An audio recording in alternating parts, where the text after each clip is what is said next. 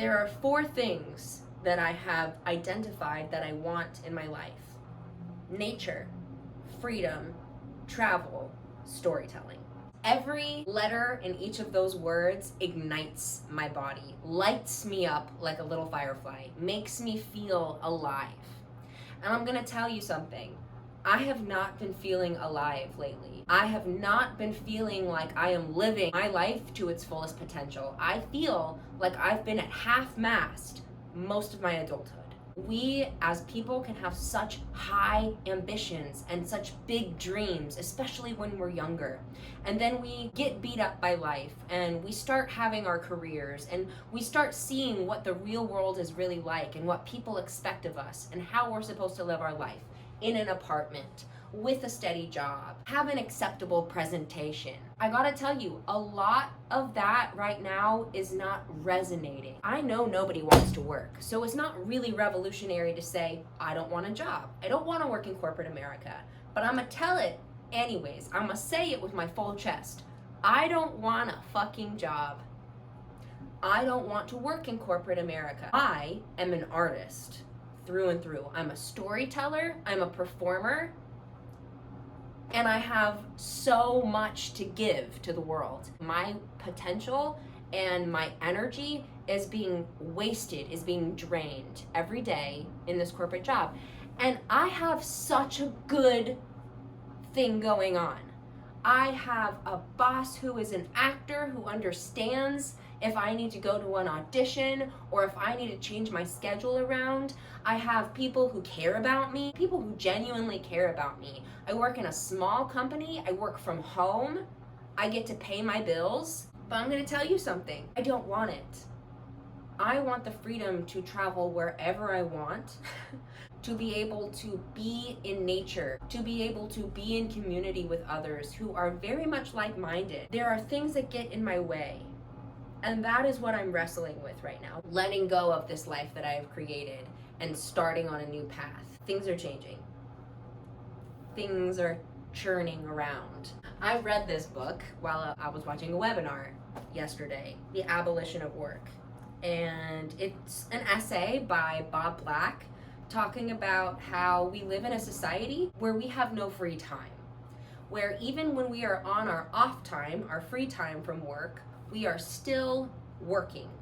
We are coming from work, we are going to work, we are doing our chores to bolster us at work, making food, cleaning our clothes so that we can wear it at work. And then when we do have 2 days off, we're recouping and regaining our energy and our strength so that we can go to work. Even in the cushiest, best scenario corporate job, that is still true. Even in a cage that is a sanctuary with acres to run, it is still a fucking cage. This is no shade to my job. This is no shade to the people who are allowing me to pay my bills, who care about me, who are good people. Because I want to make that clear. They really are good people, and I am so grateful for them. But if I'm being honest, I'm not made to work. I am not built to sit at a computer doing this. I'm built to create. I'm built to expand. I'm built for more. Do you ever feel that way? Do you ever feel like you're built for more? Like you have more to say? Like you have a bigger life to live than the one that you're currently living? And what gets in the way of us being able to live that out? What gets in the way? Is it self-doubt? Is it finances? Is it that we don't have a blueprint to look at and say, yes, that's what I can do? We don't have a script that will show us how it looks? Or is it that we don't have the trust in ourselves and in the process as we continue to start making steps that we are going to be able to stay the course, that we're going to be able to weather storms and be on the other side of it, that we're going to find the abundance that we crave and that we know we're worthy of deep down. In the next couple of weeks, I am going to be harnessing this energy. I am going to be working out every day. I'm going to be journaling. I'm going to be taking myself to the beach and meditating on what kind of life do I want to really live? What does that really look like? And what are the tangible steps that are going to get me there? Envisioning what it would look like to truly let go and let go again. I'm going to be practicing what it looks like to not need the answers immediately and trust that the answers will come to me. This excited, exuberant, passionate energy, and I'm going to see if I can hold it, maintain it, sit with it, and see what comes out of it instead of jumping at the first thing that comes to mind. There's an urgency that I tend to have when I think of my dreams. And that urgency is inherently telling me, you don't have what it takes. Because if anything is urgent, that means you have a risk of losing it. I have everything that I need within. All of my dreams are possible. All of your dreams are possible. All of them. The way you want your life to look, the way you want to interact with others, the dreams that you had as a kid that are still bubbling inside of you. It's all possible. You have what you need within. I have what I need within. But if I act from urgency, if I act from a place of panic, then what is the message that I'm telling to myself? You're gonna lose it. You gotta go do it now. You better hurry. No, not these life decisions, not this type of life that I want. I know that this is all very cryptic, but it will become clear. Just stick with me. Just stick with me for the next couple of weeks, couple of months. It will become clear, okay? I promise. I promise, I promise, I promise. My life is worth living.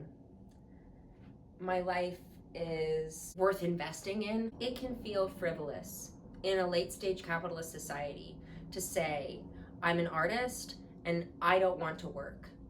I don't want a job.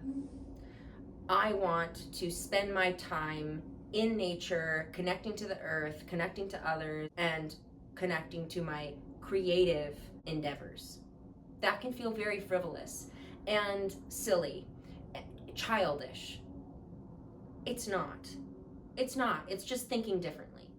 It's just thinking with a bigger imagination than what is prescribed to us at the beginning, which is get a fucking job, know your fucking place, get your 401k, because if you don't, you'll be homeless. No. Nah. I'm all set. I don't need that. I say no thank you. The biggest challenge that I think I'm going to be having in the next couple of weeks as I take these practical steps to really solidify what kind of life do I want to live. The challenge is going to be me validating that this is important. Your life is important. If I believe in this, if I truly believe that we as people are not built to be spending the majority of our lives selling ourselves to somebody so that we can eat and we can have shelter and we can clothe ourselves, if I truly believe that this is not the way we're supposed to live, then am I acting in integrity by being in this space and living a life where I am selling my time to somebody else so that I can eat and I can have shelter and I can clothe myself? Part of this time is going to be really showing up for myself, validating myself and my dreams of what I really want. Because it's scary when you get out there on your own. It's scary out there on your own. It is. I got nothing else. I am serious. And I just want to support other people living their best life. And that means me and my community, which is just people. Don't be creepy, Annie. just check someone out. Oh my God. You know what I'm saying? That means my community and my community. You know? I'm excited. I'm really excited. And fucking terrified. And that's usually a good sign. And I am ready for that kind of change. I am. Stick it out with me for the next couple of weeks. See what happens. Join me.